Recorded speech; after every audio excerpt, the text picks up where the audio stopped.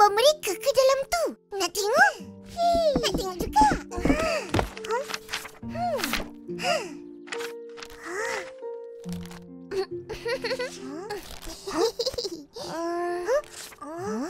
Kenapa gambar ni semua rosak?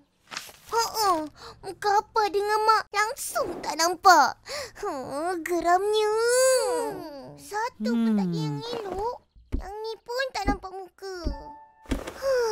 Gambar-gambar ni je lah yang terselamat. Yang lain habis kena air banjir. Gambar Abah yang banyak. Tapi semua pun rosak. Jadilah, adalah juga secebis kenangan opah bersama abah korang. Dari dia lahir sampai jadi bapa orang. Tengok gambar ni. Kami sedang berkelah. Gambar kenangan yang paling opah sayang. Dalam gambar ini, semua ahli keluarga ada. Ini opah, atuk, mak, abah, Ros, Upin dan Ipin semasa bayi. Banyak betul kenangan opah bersama Abah. Tapi kita dah lah tak kenal rupa.